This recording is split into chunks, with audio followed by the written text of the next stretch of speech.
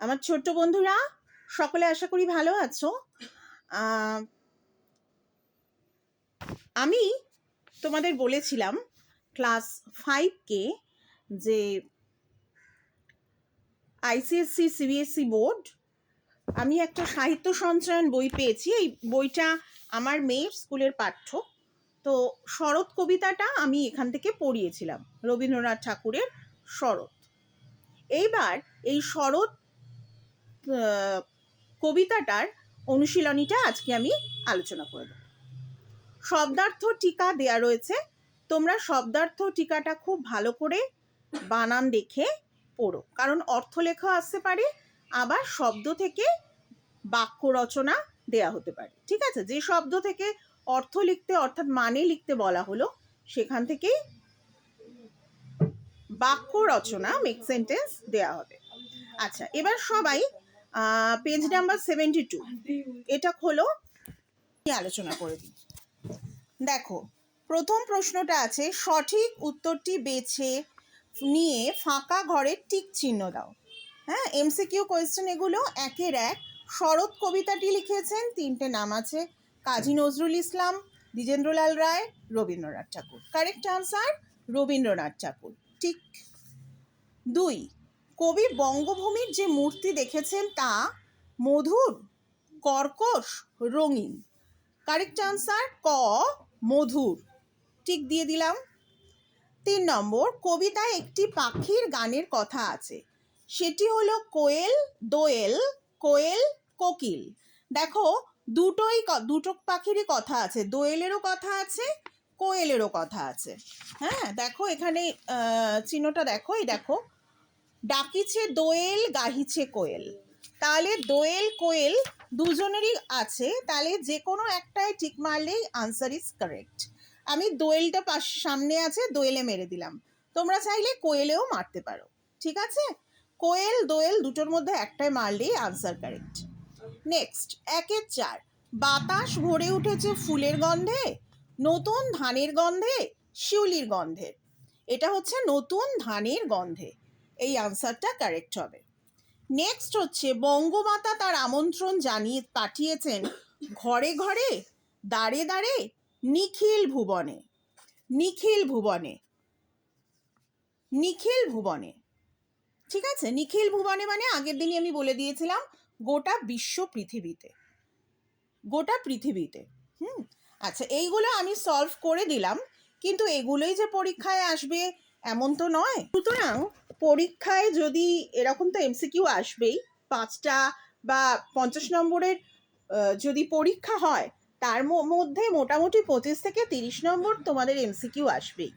তার মানে এমসিকিউ মানে শুধু যে সঠিক উত্তরটি নির্বাচন করে টিক চিহ্ন দাও তা না, আরও অনেক কিছু আসবে। পাঠ থেকে শূন্যস্থান পূরণ আসবে, একটি বাক্যে উত্তর দেওয়া আসবে, তারপরে গদ্যরূপ লেখো, পদ্যের গদ্যরূপ লেখো, এটা আসবে, একটা করে বাক্য রচনা করো, এইটা আসবে। এইভাবে করতে করতে তোমাদের দেখবে খুব একটা চিন্তা করতে হবে না, 50 মার্কসের মধ্যে 30 মার্কস তোমাদের মোটামুটি এমসিকিউতেই চলে যাবে। আর তারপরে হচ্ছে যেটা আমার বক্তব্য, সেটা হচ্ছে যে এমসিকিউ শুনে খুব মজা হচ্ছে যে হুড়ুর করে 30 নম্বর উঠে যাবে, কোনো অসুবিধা নেই, কিন্তু সেটার জন্য একটু পরিশ্রম করতে হবে। সেটা হচ্ছে গল্প বইটা, মানে এই যে সাহিত্য সঞ্চয়ন বইটা, এই বইটার গদ্য বলো বা পদ্য বলো, মানে গল্প বা পদ্য যা আছে, থরোলি লাইন বাই লাইন বানান দেখে আঙুল দিয়ে দিয়ে বারবার পড়তে হবে এবং তৈরি করতে হবে, যাতে ভেতর থেকে প্রশ্ন দিলে কোথা থেকে দিয়েছে, এর আগে পরে কি আছে, সেইটা বুঝতে আমাদের অসুবিধা না হয়। নেক্সট দেখো, পরেরটা আছে, পাঠ থেকে শব্দ দিয়ে শূন্যস্থান পূরণ করো। এইটা করতে গেলে আমাদের কবিতাটা মুখস্থ, হ্যাঁ, কবিতাটা মুখস্থ করে নেবে। শরৎ রবীন্দ্রনাথ ঠাকুর গোটা কবিতাটা কিন্তু মুখস্থ করে নেবে, মুখস্থ করে খাতায় লিখবে, তারপর কারেক্ট করবে, তাহলে বুঝবে যে তোমার তৈরি হয়েছে। দেখো, জননী তোমার শুভ ড্যাশ, দেখি আমরা, জননী তোমার শুভ আহ্বান, এইখানে তাহলে হবে আহ্বান, আহ্বান, আহ্বান। গিয়েছে নিখিল ড্যাশ, গিয়েছে নিখিল ভুবনে, গিয়েছে নিখিল ভুবনে। নেক্সট, নূতন ড্যাশ হবে নবান্ন, নূতন ধান্যে হবে নবান্ন, ধান্যে, ধান্যে মানে ধান, নতুন ধান থেকে হবে নবান্ন, তোমার ভবনে ড্যাশ, তোমার ভবনে, ভবনে, ভবন মানে বাড়ি, এক্ষেত্রে তোমার বাড়িতে বাড়িতে, হ্যাঁ, ঘরে ঘরে সবার, ভবন মানে বাড়ি, ঘর নয়, হবে হচ্ছে নবান্ন। নেক্সট, ড্যাশ আর নাহিকো তোমার, ড্যাশ আর নাহিকো তোমার, দেখো অবসর আর নাহিকো তোমার, অবসর, অবসর, অবসর আর নাহিকো তোমার, আঁটি আঁটি ধান চলে, আঁটি আঁটি ধান চলে ড্যাশ, আঁটি আঁটি ধান চলে ভারে ভার, ভারে ভার। দেখেছো? পরের লাইন দেখো, গ্রাম পথে পথে ড্যাশ তাহার ভরিয়া উঠেছে ড্যাশ, গ্রাম পথে পথে, দেখো গ্রাম পথে পথে গন্ধ তাহার ভরিয়া উঠেছে পবনে, তাহলে এইখানে কারেক্ট আনসার হবে গন্ধ, আর এইটা হচ্ছে পবনে। এইখান থেকে কিন্তু প্রশ্নও আসতে পারে।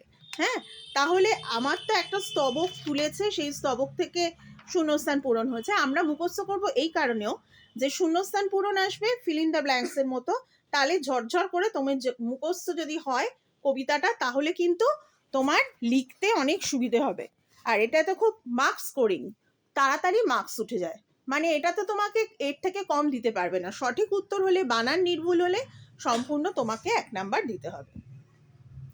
নেক্সট দেখো, একটি বাক্যে উত্তর দাও, একটি বাক্যে উত্তর দাও, কবি কখন বঙ্গজননীর রূপ দেখেছেন, কবি কখন বঙ্গজননীর রূপ দেখেছেন।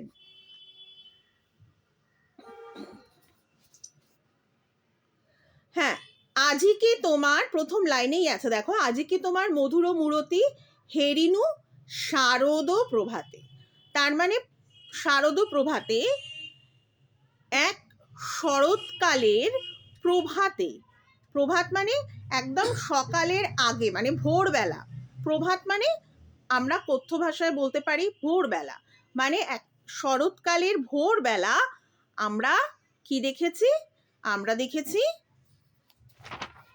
আমরা না, কবি দেখেছেন বঙ্গজননীর রূপ, তাহলে উত্তরটা হবে কবি বঙ্গজননীর রূপ দেখেছেন শরৎকালের ভোরবেলা।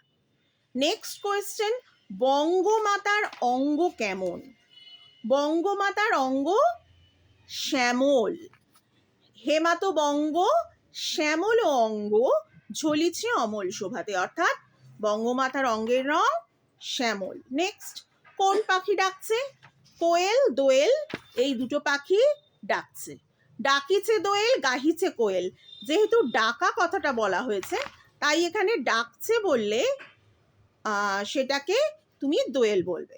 আর একটা আমি কথা বলি, কবিতা একটি পাখির গানের কথা বলা রয়েছে, কোয়েল দোয়েল ডাকিছে কোয়েল গাহিছে, ডাকিছে দোয়েল গাহিছে কোয়েল, তাহলে গাহিছে কোয়েল যদি হয় তাহলে সে আমরা একটু ঠিক করে দিই, কারেক্ট করে দিই, কোয়েল ডাকছে, এখানে বলছে কবিতা একটি পাখির গানের কথা আছে, তাহলে সেখানে এটা দোয়েল হবে না, এখানে কোয়েল হবে। দুটো পাখির কথা আছে, একটা কোয়েল, খুব সচেতনভাবে এটা পড়তে হবে যে দোয়েল হচ্ছে ডাকছে আর কোয়েল হচ্ছে গান গাইছে, তাহলে যদি প্রশ্ন আসে কোন পাখি ডাকছে, দোয়েল, আর কোন পাখি গান গাইছে, সেটা হলো কোয়েল। নেক্সট, তাহলে কোন পাখি ডাকছে, ডাকছে হচ্ছে দোয়েল আর গান গাইছে কোয়েল। নেক্সট কোয়েশ্চেন, কিসের মাঝখানে বঙ্গজননী দাঁড়িয়ে আছেন, ডাকিছে কোয়েল গাহিছে দোয়েল তোমার কানন সভাতে, মাঝখানে তুমি দাঁড়ায় জননী শরৎকালের প্রভাতে, তার মানে কি আমি বলবো কোনখানে দাঁড়িয়ে আছেন, যে কানন সভাতে, যেখানে কানন অর্থাৎ সুন্দর বন বাগানে যেখানে দোয়েল ডাকছে কোয়েল গান গাইছে, সেইখানে বঙ্গজননী মাঝখানে দাঁড়িয়ে আছেন। সেই কাননের মাঝখানে বঙ্গজননী দাঁড়িয়ে আছেন। নেক্সট, কার উদ্দেশ্যে বঙ্গজননীর আহ্বান? চলো পড়ি। জননী তোমার শুভ আহ্বান গিয়েছে নিখিল ভুবনে। অর্থাৎ নিখিল ভুবন অর্থাৎ এই সারা পৃথিবীর উদ্দেশ্যে, সারা পৃথিবী বা নিখিল ভুবনের উদ্দেশ্যে বঙ্গজননীর আহ্বান। হয়ে গেল। নেক্সট কোয়েশ্চেন, কিসের দ্বারা আকাশ সুনীল বর্ণের হয়েছে? চলো আমরা দেখি কিসের জন্য সুনীল বর্ণের হয়েছে। তুলি মেঘভার আকাশ তোমার করেছ সুনীল বরণী। মানে মেঘের যত কালো কালো মেঘ আছে, সেই মেঘের ভার, প্রচুর মেঘ, সেটা তুলে নিয়ে আকাশকে কিরকম করেছ? আকাশকে সুনীল মানে ঘন নীল রং করে দিয়েছ। এইটাই করেছে। কিসের দ্বারা? মেঘ তুলে নিয়ে আকাশকে সুনীল বর্ণের করা হয়েছে। একটা লাইনেই কিন্তু বললাম। ঠিক আছে। আচ্ছা, পরের প্রশ্ন, সংক্ষিপ্ত উত্তর দাও। মাঝখানে তুমি দাঁড়ায় জননী, কিসের মাঝে দাঁড়িয়ে?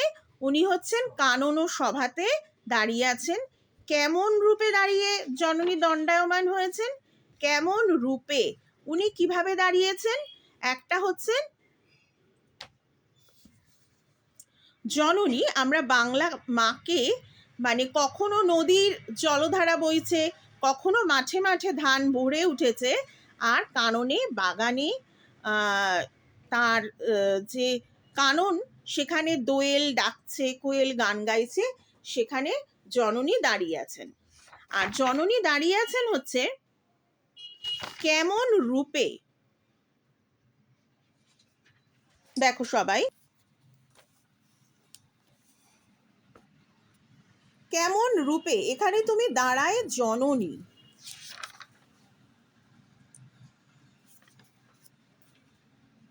হ্যাঁ, এখানে দেখো দুরকম ভাবে হয়। একটা হচ্ছে মধুর মূরতি, মানে মধুর মূরতি, তোমার মধুর মূরতি ধারণ করে, সুন্দর মূর্তি ধারণ করে বঙ্গজননী দাঁড়িয়েছে। এটাই হবে উত্তর। নেক্সট, ঝলিছে অমল শোভাতে, অমল শোভার বর্ণনা দাও। এরকম ফ্ল্যাট কোয়েশ্চেন আসার সম্ভাবনা কম, কিন্তু ঝলিছে অমল শোভাতে, অমল শোভা কিরকম?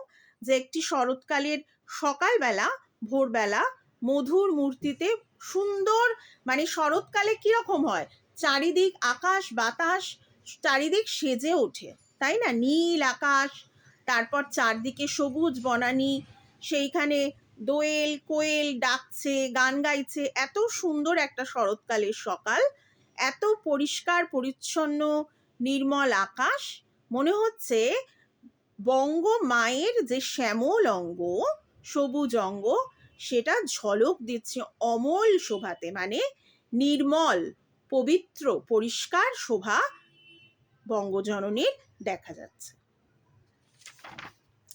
পরের প্রশ্ন, বাঁশি বাজে যেন মধুর লগনে। আবার সেই একই রকম প্রশ্ন, মধুর লগ্নটির বর্ণনা দাও। স্থলে জলে আর গগনে গগনে বাঁশি বাজে যেন মধুর লগনে। মানে এত সুন্দর মেঘভার তুলে নিয়ে বঙ্গমা আকাশকে সাজিয়েছেন, আবার শিশির ছিটিয়ে শীতল করে দিয়েছেন শ্যামল ধরণীর শোভা। তাই যেন জলে স্থলে আকাশে আকাশে সব জায়গায় বাঁশি বাজছে, সুন্দরের বাঁশি বাজছে। হ্যাঁ, সুন্দরের বাঁশি বাজছে। এই সুন্দরের মধুর লগ্নটি এইভাবে এসেছে। এইভাবেই মধুর লগ্নটির তোমাদের বর্ণনা করতে হবে, কারণ প্রত্যেকটা গাছপালা, প্রকৃতির যে আনুষঙ্গগুলো রয়েছে, পাখি, হ্যাঁ, আকাশ, সমস্ত কিছু যেভাবে বিকশিত হয়ে উঠেছে, নীল আকাশ হয়ে গেছে। তারপর শরৎকালে কি হয়, পেঁজা তুলোর মতো মেঘ, নীল আকাশ, পাখি ডাকছে, কোয়েল দোয়েল সমস্ত পাখি গাছে গাছে ডাকছে, নতুন ধানে ভরে উঠেছে শস্য ক্ষেত। সেই রকম এত সুন্দর জিনিসগুলো, এইগুলো মিলিয়ে তোমাদের লিখে বলতে হবে এইগুলো হলো মধুর লগ্ন। আসে দলে দলে, দলে দলে কি আসে এবং কোথায় আসে? আসে দলে দলে। এইটা রয়েছে আসে দলে দলে তব দ্বারো তলে দিশি দিশি হতে তরণী। দলে দলে কি আসে? দলে দলে আসে তরণী, মানে নৌকা। কোথায় আসে? আসে হচ্ছে বাংলা মায়ের বা বঙ্গমাতার দ্বারে, দরজায়। বঙ্গমায়ের দরজায় আসে কারা? দেশ দেশ থেকে তরণী। তরণী মানে নৌকা। আচ্ছা, এরপরেও একটা ফ্ল্যাট কোয়েশ্চেন আছে। শরতের আকাশ ও ধরণীর রূপ কেমন? শরতের আকাশ হচ্ছে কি রকম? মেঘভার তুলে নিয়ে, এর আগেই শরৎকালের আগেই কি ঋতু আসে? বর্ষা ঋতু।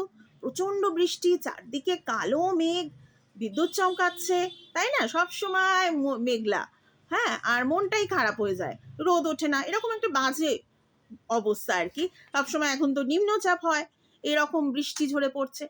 সুতরাং এই মেঘভারটাকে তুলে নিয়ে তারপর শরৎ ঋতু আসে সুনীল হয়ে। হ্যাঁ, সুনীল হয়ে চারদিকে শিশির ছেটানো রয়েছে, যেন ধরণী অর্থাৎ পৃথিবীটাকে শীতল করে দিচ্ছে। স্থল জল গগন নতুন রূপে যেন সেজে উঠছে। কেননা শরৎকালে আমাদের প্রিয় দুর্গোৎসব হয়, তাই না? মা আসছে সব জায়গায়, নতুন ধান উঠেছে, খেতে আঁটি আঁটি ধান নিয়ে গ্রামের পথে কৃষকেরা বাড়ি যাচ্ছে। এই এত সুন্দর একটা প্রকৃতি ছোট করে তোমরা নিজেদের ভাষায় লিখবে। ঠিক আছে, দেখো ছাত্রছাত্রীরা, আমি আজকে সঠিক উত্তরটি বেছে নিয়ে ঠিক দাও। পাঠ থেকে শব্দ নিয়ে শূন্যস্থান পূরণ করো, একটি বাক্যে উত্তর দাও, আর সংক্ষিপ্ত উত্তর দাও। এতটা অবধি আজকে আমি আলোচনা করে দিলাম। রচনাধর্মী প্রশ্ন বা নামকরণ কতদূর সার্থক, এগুলো কিচ্ছু করতে হবে না। এরপরে তোমরা চলে আসবে গদ্যরূপ, বাক্য রচনা, প্রতিশব্দ, শব্দদ্বৈত, পদান্তর, এগুলো আমি আলোচনা করে দেবো। এগুলো ব্যাকরণগত প্রশ্ন, ঠিক আছে? কিন্তু তোমাদের এক্ষুনি ক্লাস 5-এর সবটুকু দরকার নেই, আমি তাও আলোচনা করে দেব। কিন্তু তোমরা যেটা আমরা বললাম 2 নাম্বার বা 3 নাম্বারের মধ্যে সংক্ষিপ্ত উত্তরধর্মী প্রশ্ন, এইটা তোমরা আমার এটা ভিডিও রেকর্ডিংটা বারবার শুনবে, শুনে বুঝে নিজের ভাষায় লিখবে। একটি বাক্যে উত্তর দাও তো বই থেকেও পাবে, তাও আমার আলোচনা করা রইল। পাঠ থেকে শূন্যস্থান পূরণ আর এমসিকিউ, এটাও আলোচনা করব। আর একটা হচ্ছে শব্দার্থ, শব্দের অর্থ এবং বাক্য রচনা, এটাও বাড়ি থেকে নিজে নিজে প্র্যাকটিস করতে হবে। আর সব থেকে আগে যেটা বলবো সেটা হচ্ছে শরৎ কবিতাটা, শরৎ রবীন্দ্রনাথ ঠাকুর। কবিতা যখন উত্তর লিখব তখন কবি বলেছেন এই কথাটা লিখব, বা কবি রবীন্দ্রনাথ ঠাকুর, তখন যেন লেখক এই কথাটা না বেরোয়, ঠিক আছে? আর যখন গদ্য লিখব, গদ্যের কোয়েশ্চেন আনসার করব, তখন লেখক, ঠিক আছে? লেখক বা লেখিকা মহিলা হলে, আর এখানে কবি বা মহিলা কবি, এটা আমরা বলবো, এটা যেন ভুল না হয়। আর সবার আগে শরৎ কবিতাটা খুব ভালো করে আমরা মুখস্থ করব। তাহলে বন্ধুরা, ছোট বন্ধুরা, তোমরা মন দিয়ে পড়াশোনা করো। বেস্ট অফ লাক সকলের পরীক্ষার জন্য। আর আমার গুরুদক্ষিণা চাওয়া তোমাদের কাছে একটাই, গৌরীদির সান্ধ্য পাঠশালা এই চ্যানেলটিকে ইউটিউবে গিয়ে তোমরা সাবস্ক্রাইব করবে। আরও আরও আলোচনা, কবিতা, গল্প সমস্ত পেতে আলোচনা তোমরা সাবস্ক্রাইব করবে ইউটিউব চ্যানেলে গৌরীদির সান্ধ্য পাঠশালা। আর পড়ানো ভালো লাগলে অবশ্যই লাইক দিও, আর কি করবে, কমেন্টসে জানাবে কেমন লাগলো, হ্যাঁ? আর শেয়ার করে দিও অন্য বন্ধুরাও যাতে সুযোগ পায়। তাহলে সবাই ভালো থেকো, শরীরের যত্ন নিও। টাটা বন্ধুরা।